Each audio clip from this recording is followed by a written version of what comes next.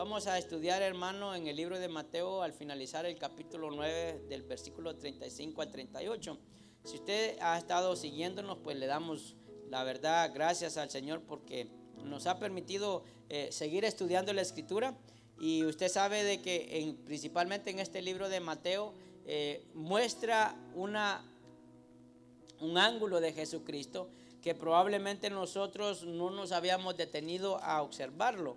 Y como le he mencionado antes, hasta el capítulo 9, antes del versículo 35, podemos ver cómo el escritor de este evangelio muestra a Jesucristo como ese rey. Diga conmigo rey, por favor.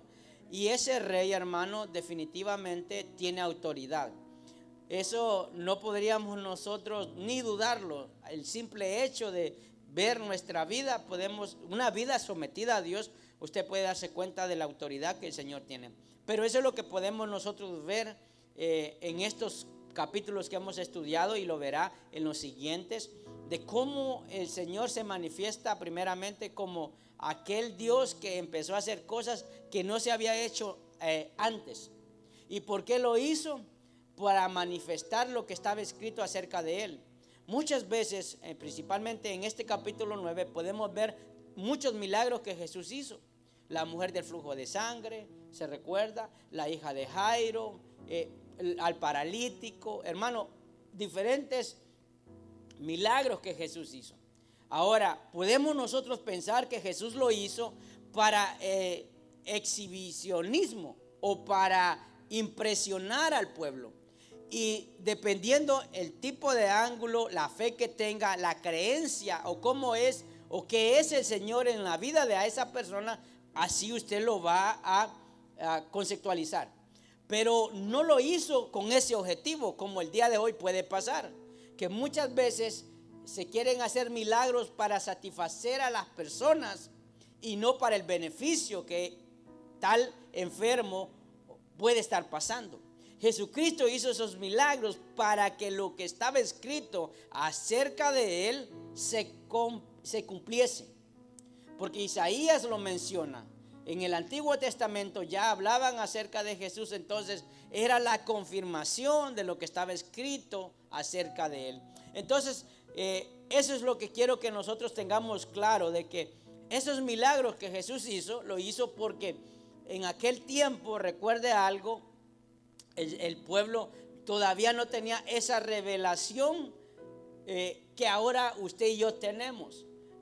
¿Por qué? Porque la enseñanza que ellos tenían acerca de la que recibían de los maestros, de los escribas y los fariseos, había sido torcida.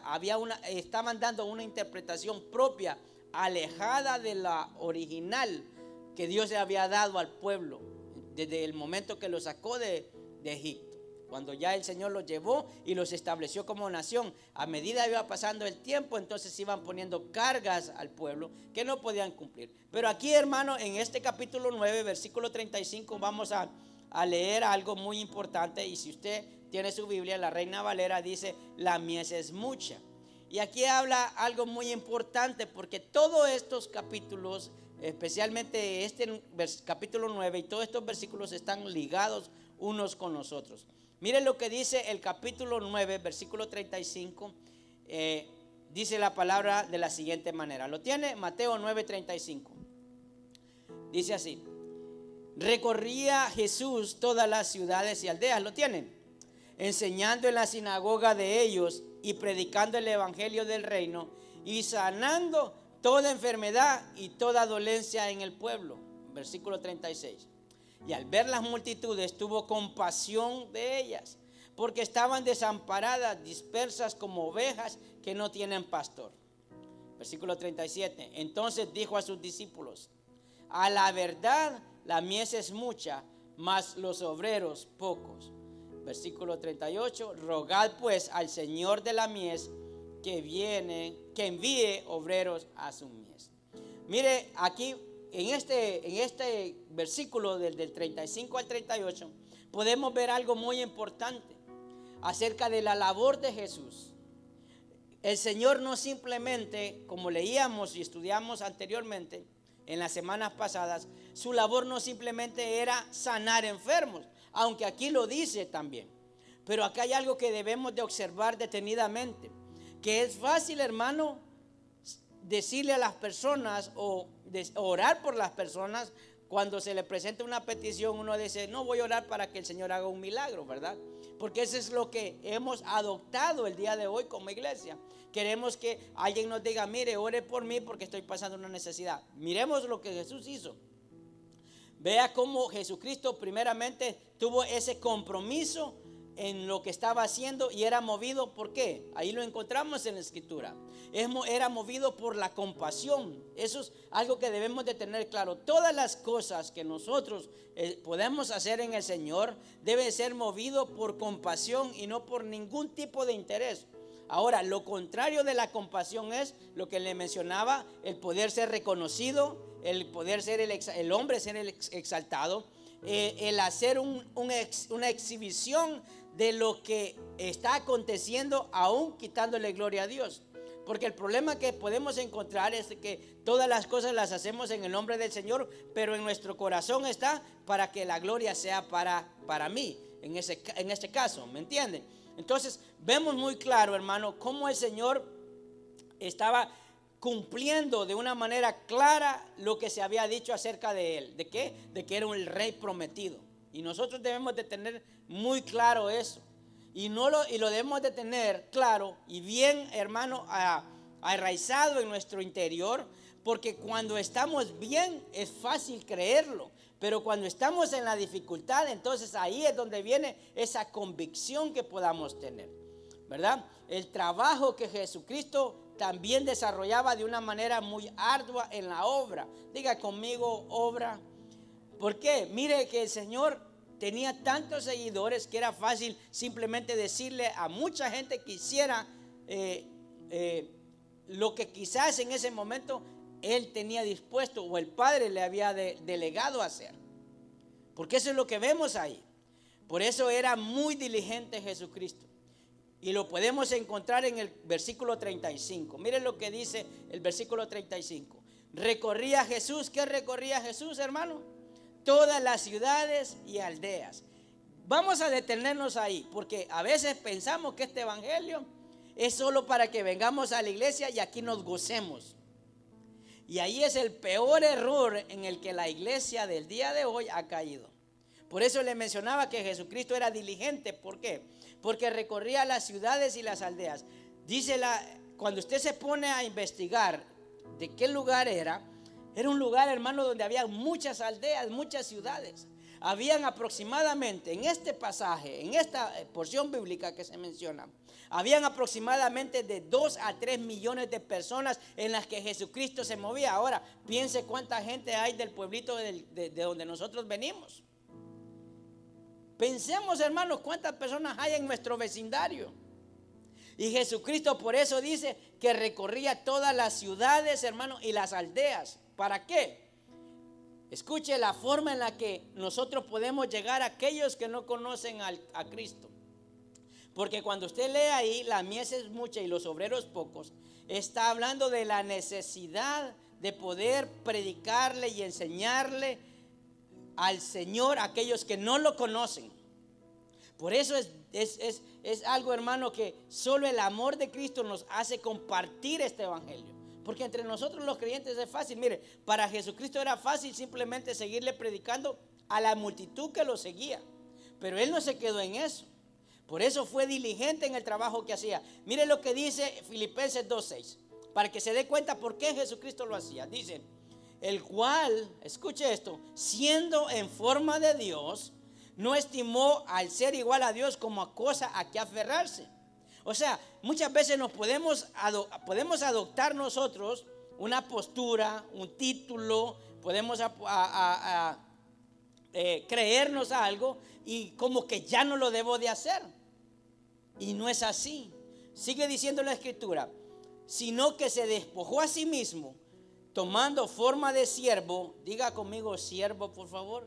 Si Mateo presenta, hermano, al Señor como el rey, quiere decir que el rey tenía siervos, tenía súbditos, o sea, tenía gente que lo adoraba y le obedecía. Por eso la Escritura menciona claramente que dice que él tomó forma de siervo, hecho semejante a los hombres, y estando en la condición de hombre, se humilló a sí mismo, haciéndose obediente hasta la muerte y muerte de cruz. ¿Por qué Jesucristo hacía eso? Por obediencia, para cumplir lo que se había dicho acerca de él. Mire, yo le voy a decir algo, la peor cosa que daña el corazón del hombre es creerse algo de lo que probablemente Dios le dio, pero se olvidó de quién se lo dio. A veces el orgullo, a veces hacemos las cosas para que la gloria sea para mí y no para el Señor, olvidándonos el fundamento principal, porque el Señor nos ha dado o nos ha permitido hacer o nos ha llamado a hacer algo, y es para lo que está escrito aquí, donde dice que la mies es mucha y los obreros pocos, ¿verdad? Entonces, hermano, podemos ver en este día hasta el momento, y usted puede darse cuenta, esta pandemia vino a sacar a luz dentro de la iglesia algo que ya sabíamos nosotros, pero nos resistíamos a creer que aún nosotros mismos podíamos estar así. ¿Y sabe qué es? La comodidad. Qué silencio más rotundo. Ese confort, porque estamos en un tiempo, una generación donde lo que menos queremos es hacer algo por alguien, sino más bien alguien haga algo por mí. Fue totalmente diferente. ¿Se da cuenta usted? O sea, el Señor no simplemente se quedó, qué bueno los milagros que hizo, sino que también siguió su camino para cumplir, por lo cual estaba aquí en la tierra. Entonces ahora nos encontramos en una situación así, hermano. Por eso es difícil creer algo o creer que un creyente quiera desarrollar una labor en la obra siendo perezoso. ¿Puede decir conmigo perezoso, hermano? A veces hay muchos creyentes, yo no sé, yo voy a pensar que ninguno de los que estamos aquí somos así, pero hay muchos creyentes que somos perezosos. Imagínense que Jesucristo recorría las aldeas y las ciudades enseñando en las sinagogas, o sea, pongámoslo de una manera práctica el día de hoy, predicando la palabra.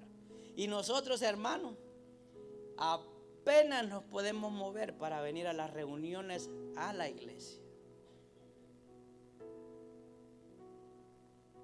Ya se fueron, hermano.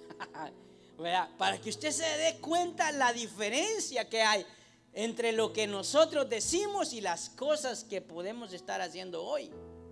Por eso, hermano, le voy a decir, Dios todas las cosas dice que permite que obren para bien a todos aquellos que lo aman. Esta pandemia vino a sacar a la luz eso en los creyentes. Gloria a Dios que usted y yo estamos aquí y estamos cumpliendo con lo que Jesucristo nos muestra en su palabra. Pero usted mirará casos totalmente contrarios. Ahora, si apenas podemos ir a la iglesia, pongámoslo así, y le quiero mostrar a través de la enseñanza el ejemplo de Jesús. Si apenas podemos venir a la iglesia, ¿usted cree que seremos capaces de evangelizar o predicarle o compartir a Jesús a alguien? Respóndase con todo el corazón. No agregue otro pecado a su vida, no abuse de la gracia. Hermanos, es una realidad. Cuando estudiaba esto me ponía a pensar en todas estas cosas. Si no somos capaces aún de movernos para poder escuchar una enseñanza, mucho menos seremos capaces de poder compartir el evangelio. Jesucristo dice, no escatimó, hermano. Siendo Dios, tomó forma de hombre y fue obediente hasta la muerte. Y nada se compara lo que Jesucristo hizo, pero lo que Él hizo, perdón. Entonces, eso es lo que podemos encontrar nosotros. Mire, las cosas que Jesús hizo. ¿Para qué los hizo? Porque entendía de que la mies es mucha. O sea, ¿quién es la mies, hermano? La gente. Porque a eso se refería Él. Cuando Él dice que recorría las ciudades y enseñaba, era porque entendía que había muchas personas que necesitaban escucharlo, conocerlo. A eso se refiere. Por eso dice que los campos, hermanos, estaban preparados. O sea que había cantidad de personas. Le mencioné que habían de 2 a 3 millones a las que Jesucristo, me imagino que el Señor tenía esa necesidad, sentía esa necesidad de que todos ellos por lo menos pudieran escucharlo allá, a quienes tomaran la decisión de seguirlo, ¿verdad? Entonces, eso es lo que podemos ver, cómo realmente podemos identificar la forma en la que se movió el ministerio de Jesús aquí en la tierra, porque Él vino a establecer un ministerio. Eso es lo que vino a hacer el Señor. Y este ministerio no lo podemos nosotros dejar de lado, porque a través de Él fue que llegamos a sus pies y ahora conocemos esta palabra. Dice la Escritura, hermano, que no solo recorría las ciudades, sino que enseñaba en la sinagoga de ellos. Ahora, quiero decirle que en aquellos tiempos, para que hubiese una sinagoga, se necesitaban 10 familias.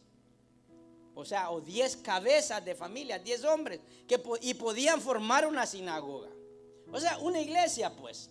¿Se puede imaginar con tantas personas cuántas podían haber? Porque nosotros cuando hablamos de sinagoga, ¿saben qué pensamos? No sé si le pasa a usted, pero le voy a decir lo que me pasa a mí. Pienso que solo es un lugar donde todos iban, y no es así. Habían diferentes sinagogas, o sea, habían diferentes lugares donde Jesucristo podía predicar. Y había una, no sé cómo, no recuerdo bien cómo lo mencionan, pero había como la oportunidad de que pudiera un invitado ir a enseñar la ley. ¿Me entiendes? Es como que viniese un predicador invitado a una congregación. Entonces eso es lo que podemos nosotros ver, de que él recorría eso y sabía de que tanto como en el camino como en las sinagogas podía, hermano, enseñar la ley, la palabra, ¿verdad? Entonces podemos ver que Jesucristo enseñaba a las personas y sabía cómo podía él llegarle a ellas. Les iba a llegar a través de la misma necesidad que la gente podía estar pasando. ¿Y por qué lo hacía? Porque Jesús no solo predicaba o enseñaba, hermano, en el monte. ¿Se recuerda? Cuando estudiamos en los primeros capítulos en las bienaventuranzas, ¿verdad? Ahí lo hizo en un monte, en una ladera. Ahí predicó a una multitud. Pero también lo hacía en las sinagogas. ¿Por qué? Porque estaba escrito.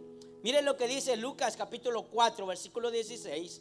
Ahí lo encontramos, la razón por qué Jesucristo enseñaba en las sinagogas. Dice así: vino a Nazaret, ¿lo tiene? Lucas 4, 16.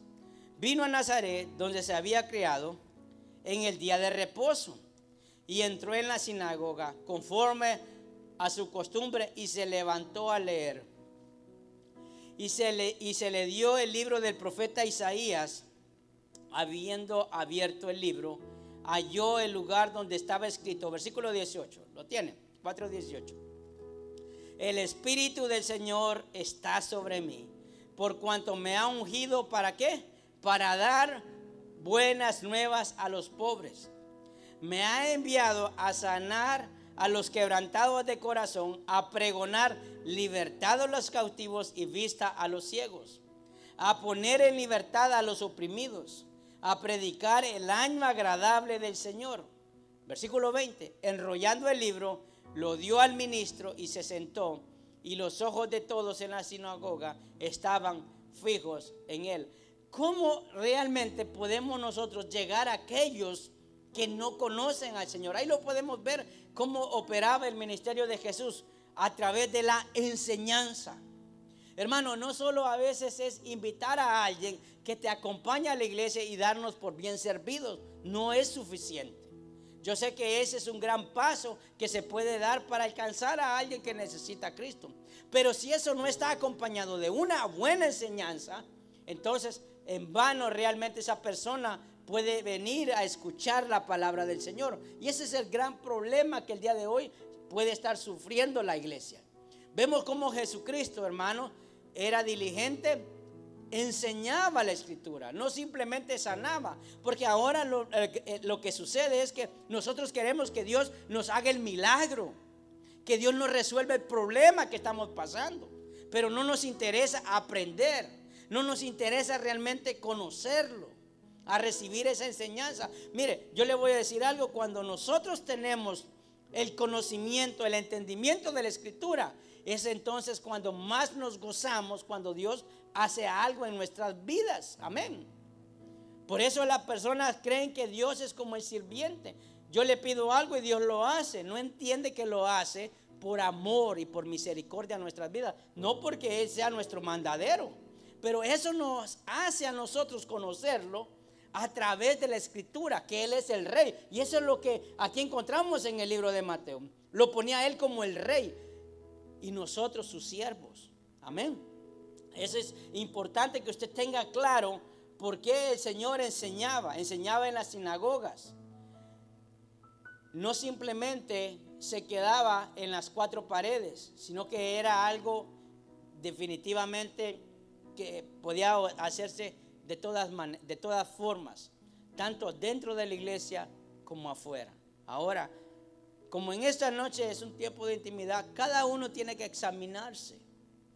Realmente, si nosotros somos esos siervos no perezosos, sino diligentes y obedientes delante del Señor, en que no solo nos conformamos con venir a la iglesia, sino que también somos capaces de compartir al Señor lo que es en nuestra vida. Amén, hermanos. Mire, yo le voy a decir cuál es la mayor prueba para que usted pueda evaluarse. Cuando nosotros hacemos una reunión personal, familiar, la que sea, cualquier que sea, hermano, hasta empezamos a descartar gente porque conocemos de un montón. Y dice, no hombre, yo no invito al pastor porque ahí son 6 y son comelones. Entonces mejor invita a uno porque de 6 le va a ir un regalo, ¿verdad? Entonces mejor invita a uno, que uno es uno, dice y no come mucho. Pero si uno le ha pasado a usted cuando hace las fiestas, empezamos, hermano, a hacer una gran lista. El hermano fulano son 5, no, mejor de uno. Y empezamos, ay no, mejor, descarta con los que menos uno se lleva. Le estoy hablando no de la iglesia, ¿verdad? Le estoy hablando de afuera. Que no nos ajustan, hermano, la comida para tanta gente que conocemos. Pero cuando hablamos acerca de compartir el evangelio, Dios mío, hermano, agarramos una mano, tenemos 2 dedos abiertos y todavía nos sobran dedos para poderle hablar a alguien. Es solo para que tengamos un termómetro personal de realmente lo que nosotros somos, porque eso es lo que aquí Jesucristo nos está enseñando. Amén. O sea, es bonito que el Señor haga milagros, y lo va a hacer, lo hace en nuestra vida, y lo va a hacer para que a mí es que está allá afuera, pero la necesidad de poder llegar a ellos. Amén. Entonces ahí vemos que Jesucristo tenía esa compasión por los enfermos, sabía que lo necesitaban. Entonces muchas veces pensamos de que el Señor solo quiere que nosotros compartamos el evangelio. No, el Señor se mueve por la compasión de lo que usted puede estar pasando. No crea que Dios solo quiere usarnos para que alguien lo conozca a Él. No, Él va a tener cuidado de lo que nosotros podamos estar pasando. Amén. Si no, dése cuenta cuando el Señor sanó a la mujer de flujo de sangre. ¿Se recuerda ese pasaje que está en los versículos anteriores a estos? Estaba en medio de una multitud, dice la palabra, lo tocó y él volteó y la vio y le dijo, hija. O sea, si se da cuenta, el Señor no simplemente quiere hacernos un milagro, sino que le importamos, le interesamos lo que podamos estar pasando. Eso es importante que tenga usted claro, la razón por qué el Señor hacía milagros. ¿Por qué? Porque le importamos, porque somos valiosos para Él, porque nos ama. Amén. Y le duele cuando nosotros le fallamos a través de cualquier cosa que le desagrade, cualquier pecado que cometamos. Dios se entristece, porque no es lo que Él quiere de nosotros, no es lo que Él no es para lo que Dios nos salvó, ¿verdad? Entonces, cuando el Señor hacía esos milagros, básicamente lo que le estaba diciendo a las personas era que Dios estaba cerca. ¿Se recuerda las palabras que decía Juan el Bautista? Dice, el reino de Dios se ha acercado, arrepiéntanse, decía. Y a veces pues el Señor puede estar cerca, pero cuando nosotros no nos rendimos a Él porque nos gobierna el pecado, entonces es muy difícil. Puede estar al lado nuestro, puede estar dentro de nosotros y no nos podemos sentir, porque el pecado impide que la presencia del Señor se pueda manifestar. Y es simplemente, lo único que necesitamos es arrepentirnos, pedirle perdón sinceramente y el Señor empieza a obrar. Amén. Entonces vemos cómo el Señor tenía ese corazón compasivo. ¿Para quiénes? Para todos los que eran marginados. Todos aquellos que el Señor le hizo milagros era gente marginada, gente que era desechada para la sociedad. Entonces a ellos no simplemente los sanó, sino también los rescató. Vemos ahí, hermano, en el versículo 36, por favor, lo que dice Mateo 9:36, dice: y al ver las multitudes, mire las palabras, tuvo compasión de ellas. ¿Por qué tuvo compasión? Porque estaban desamparadas y dispersas como ovejas que no tienen pastor. ¿Por qué el Señor dijo esto? Primeramente por lo que le acabo de mencionar. Eran los desterrados, eran los despreciados de la sociedad, eran aquellos que humanamente los fariseos habían desechado. Eran los pobres, los enfermos, los que no tenían ese nivel de justicia que ellos le mostraban al pueblo. Ahora, cuando dice que Él se compadecía, ¿por qué?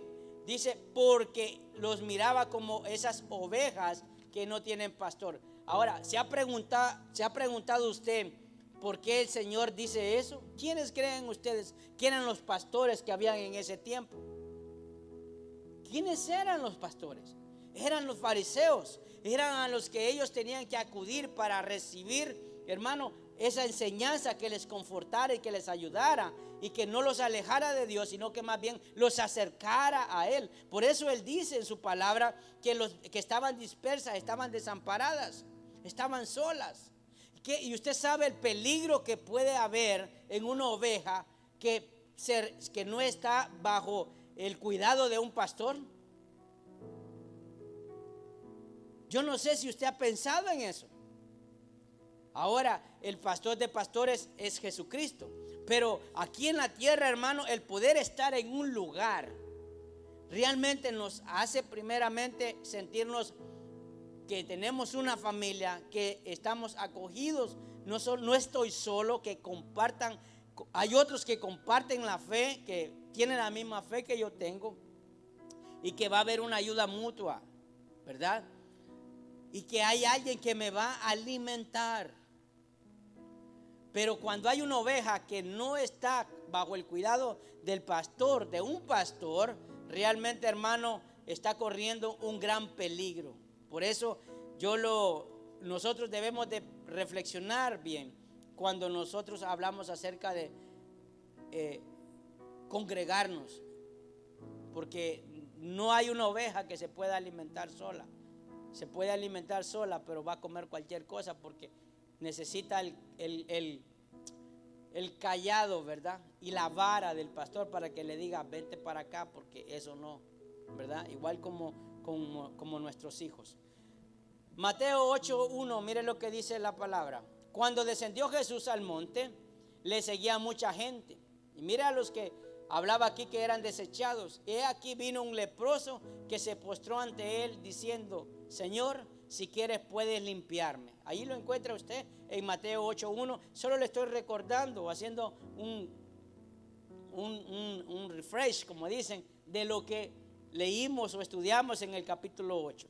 ¿Y qué hizo Jesucristo? No lo desechó, lo tocó. ¿Sabe cuántos el Señor nos ha tocado? A pesar de nuestra inmundicia, a pesar de nuestros pecados, Él sigue teniendo misericordia de nosotros. Amén. Entonces es bien importante, hermano, que tenga claro eso. Ezequiel 34:6, miren lo que dice. Fueron palabras de Jesús lo que leíamos en el capítulo 9 de Mateo, versículos 36 y 37. Pero en Ezequiel 34:6 dice, anduvieron perdidas mis ovejas por todos los montes y en todo collado alto, y en toda la faz de la tierra fueron esparcidas mis ovejas, y no hubo quien las buscase, ni quien preguntase por ellas. Mire, cuando unas ovejas no tienen quien las cuide, hermanos, se dispersan y se pierden, y no hay nadie, no hay quien pregunte por tales ovejas, ¿verdad? Por eso, hermano, debemos de tener claro que cuando nosotros hablamos de Cristo con alguien, amigos, familiares, vecinos, debe de ser por la compasión que Dios nos pone en nuestro corazón. No debe de haber otra razón más que eso. Por eso debemos de pedirle al Señor que ponga ese sentir en nuestro corazón, porque muchas veces nosotros solo nos conformamos con lo que nos está pasando, ¿verdad? Solo quiero que la gente me ayude porque ahorita tengo un gran dolor. Y yo le hablé el día domingo con respecto a eso. Lo que tenemos que hacer es buscar la santificación del Señor, porque en el Señor no es cuestión de tiempo, en el Señor es creerle y el Señor empieza a trabajar en nuestra vida. Y no da tiempo, porque la palabra no dice acerca de tiempo cuando el Señor va a sanarnos. El Señor no le dio tiempo al leproso. El Señor no le dio tiempo a la mujer de flujo de sangre. El Señor no dio tiempo, hermano, para poder levantar a la hija de Jairo. El Señor lo hizo porque así obra el Señor cuando va a sanar. No importa si es algo físico o es algo del corazón. Amén. Entonces vemos cómo Jesucristo estaba comprometido con la obra. Diga comprometido. Algo que la iglesia de hoy padece mucho. La iglesia del Señor el día de hoy, nadie se quiere comprometer. ¿Por qué? Porque hoy hago, mañana no hago, y si no hago, tranquilo, no hay nada que me empuje a hacerlo. Pero cuando uno hace algo en la obra del Señor, usted sabe que muchas veces uno tiene que sobrepasar las dificultades que uno puede estar pasando. ¿Por qué? Por el compromiso adquirido. Y el Señor tenía un compromiso que había adquirido. Por eso cuando las personas no se comprometen, no espere mayor cosa realmente de parte de las personas. Cuando uno tiene un compromiso, sabe que tiene que hacer y que debe de hacer. Y eso es lo que Jesucristo nos mostró en la Escritura. Muchas veces cree usted que no estaba cansado, que tenía hambre, que se enojaba, que lloraba, que no se entristecía. Claro que sí, todas esas emociones que le he mencionado están en la Escritura que Él pasó. Entonces eso no hizo que se detuviera. Por eso leíamos en Filipenses que no escatimó ser igual a Dios. Se puso, hermano, en el lugar nuestro e hizo lo que tenía que hacer. Mire lo que dice en el Mateo 9:37. ¿Lo tienen? Entonces dijo a sus discípulos: a la verdad la mies es mucha, mas los obreros pocos. Rogad pues al Señor de la mies que envíe obreros a su mies. Mire ya con esto, hermano. ¿Qué es lo que la iglesia hace el día de hoy? Mire la enseñanza y las palabras de Jesús. Nosotros oramos acá: Señor, escucha la oración de la iglesia de hoy. Señor, que vengan aquellos que te necesitan, Señor. Señor, toca el corazón de aquellos incrédulos, Señor. ¿Verdad que sí? ¿O no? ¿Cuál es nuestra oración? Esa es nuestra oración. Y el Señor no dice, hermano, en este pasaje acerca de eso. Miren lo que dice la palabra. Se lo voy a leer para que el Espíritu Santo le revele qué es lo que de qué debemos de orar. ¿Cómo debemos de orar con respecto a esto? Dice, en esta versión, en la NTV, dice: a sus discípulos les dijo, no, creo que ese no está ahí: la cosecha es grande, pero los obreros son pocos. Así que oren al Señor que está a cargo de la cosecha y pídale ¿qué dice el Señor? Lo tiene ahí, creo que ya está. ¿Qué dice? Que envíe ¿quiénes, hermano? ¿A quiénes? A los obreros. Hermano, ¿sabe qué es lo que nosotros tenemos que hacer? Es: Señor, mira cuánta necesidad hay afuera. Mira, Señor, cuántos necesitan a Cristo. Y nosotros estamos pidiéndole al Señor para que ellos puedan venir. Y no es así. El Señor nos dice en su palabra que le roguemos para que el Señor envíe obreros. Obreros, diga conmigo, obrero. O sea, siervo. ¿Sabe quién es? ¿Usted sabe a quién se refiere el Señor? ¿A quién? ¿A quién, hermano? No me diga a nosotros. Dígame a mí. El Señor me está diciendo a mí. ¿Sabe cuál debe de ser la oración de la iglesia? Señor, envía obreros. ¿Sabe? Cuando nosotros queremos evangelizar, daba tristeza que pocas personas tenían ese corazón. Preferíamos muchas veces estar en la casa viendo televisión. Nos quedábamos durmiendo, hermanos, sabiendo que no era nada provechoso ni nada edificante. Pero la palabra es clara cuando dice: envíe obreros porque la mies es mucha y el campo ya está preparado. ¿Cuántos pueden orar así, hermano? Señor, envía obreros a la mies. ¿Cuántos podemos orar así? Levante su mano si usted quiere orar así. Que le podamos decir: Señor, envía obreros al campo porque la cosecha está lista. Amén. Pero cuando usted esté orando, el Señor le va a decir: si eres tú, es a ti. Fíjese, ¿qué es lo que nosotros queremos? Que Dios nos haga el milagro, y lo va a hacer porque Él es movido con compasión. Pero el Señor nos está diciendo a aquellos que lo conocemos, hermano, de que hay una multitud que está enferma, una multitud que está pasando bastantes problemas también, quizás igual que los nuestros o peores, pero usted y yo lo tenemos a Él, a quien podemos depositar nuestras cargas. Amén. Por eso vemos en el ministerio de Jesús, primero, que llegaba a aquellos afuera, en las aldeas, en las ciudades, en las sinagogas, les enseñaba. Pero también vemos al Señor que se movía por la compasión, sanando al enfermo sin despreciar a nadie. Pero también nos muestra que hay necesidad de que no simplemente sean unos pocos, sino que seamos muchos los que podamos hacer eso. Y yo creo que en ese sentido, esta enseñanza es la que muy poco la iglesia quiere escuchar, porque aquí no está hablando de uno. Aquí pensamos, hermanos, que el pastor es el único que puede evangelizar, es el único que el Señor va a usar para tocar a alguien. Es el peor error.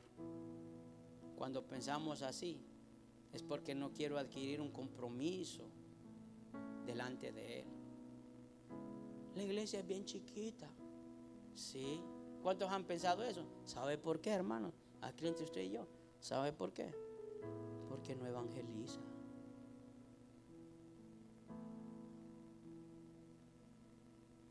Ahí te lo corto, hermano. Esto lo vamos a editar. ¿Se da cuenta? Porque nosotros muchas veces tomamos la enseñanza de los fariseos, donde miran hacia otro y no miro hacia mí, que fue lo que Jesucristo vino a enseñarle al pueblo. Por eso le decía a ellos que hicieran lo que ellos decían, pero que no hicieran lo que ellos hacían. En otras palabras, no solamente sean palabras, sino que también haya algo de parte de nosotros. Amén. Por eso, en este capítulo, si usted se da cuenta, después que Jesucristo hizo hablar al mudo, hermano, donde sanó ciegos, levantó paralíticos, resucitó muertos, termina este capítulo con esto: porque a Dios le interesan las almas. Ahí donde usted está, esta enseñanza yo espero de que usted pueda, después de esta noche, meditar en ella y que nos podamos examinar. ¿Realmente somos siervos del Rey? ¿Realmente somos obedientes a Él? ¿Realmente podemos hacerlo no solo aquí en la iglesia, hermanos? Mire, hemos llegado tal que hay que pedir a los hermanos que evangelicen a los hermanos de la iglesia. Qué gran pecado de la iglesia. Qué pecado. No se da cuenta usted. Vamos a llamarle al hermano porque a ver qué habrá pasado con él. Hermano, ¿sabe qué? Ese es pecado delante de Dios. ¿Sabe por qué? Porque el Señor dice: roguemos, oremos al Señor de la mies que envíe ¿qué? Obreros. Y eso es lo que el Señor nos enseñó en este ministerio de Él, que fue comprometido, compasivo. Si no tenemos amor, Pidámosle al Señor que haga nuestro corazón sensible. Decir, Señor, quiero sentir lo que tú sientes por aquel que no te conoce. No con el que me cae bien, porque somos buenos para hablarle de Cristo a aquel que nos cae bien, sino a cualquier persona. Hermano, donde vayamos a comprar comida, donde trabajamos, pero qué tristeza que usted esté trabajando en un lugar y en vez de dar un buen testimonio, la gente pueda hablar mal de Cristo por nuestra manera de ser, por nuestra actitud. Es contrario a la Escritura y a la enseñanza del Señor. ¿Qué fue lo que Jesucristo le dijo, hermanos? En Lucas capítulo 4, cuando leyó el libro de Isaías, dice: el Espíritu del Señor está sobre mí, por cuanto me ha ungido para llevar las buenas nuevas a los pobres, a los quebrantados de corazón, a pregonar libertad a los cautivos. ¿Cómo se siente usted cuando conoce a alguien y ve que su vida se destruye? Si le habló de Cristo, no se preocupe, la parte que nos correspondía ya terminó. Pero cuando no le habló de Cristo, Dios le va a demandar, hermanos. Dios va a demandar eso. Va a decir: te puse delante de un campo lleno de mies y eras el obrero. Que el Señor nos vea así, hermanos.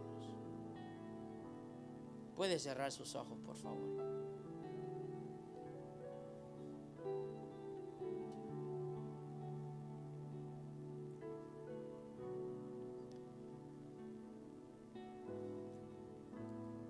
Te damos gracias, Señor, por esta oportunidad que tú nos diste de meditar en estos versículos de este capítulo, Dios.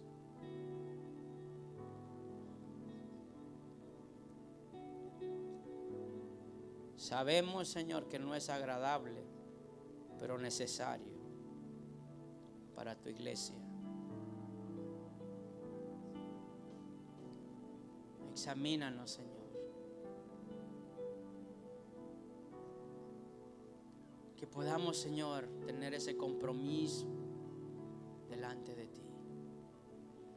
Que así como sanaste al quebrantado, que diste vista al ciego, Señor, levantaste al paralítico. Señor, diste sanidad al leproso. Oh Dios, así tienes y tendrás cuidado de todo lo que nos pueda pasar. Pero dígale a Él: pero quiero ser, Señor, ese obrero para ir al campo. Yo quiero ser ese obrero, Señor. Dice la palabra que el campo está listo. Este mundo, Señor, muchos se están perdiendo sin ti. Tu iglesia necesita salir de la comodidad. Necesitamos salir de la comodidad y compartir lo que tú nos has dado, Dios. Póngase en pie, hermano. Yo no sé si hay alguien aquí que no tiene a Cristo, necesita recibir al Señor. Dios lo sabe.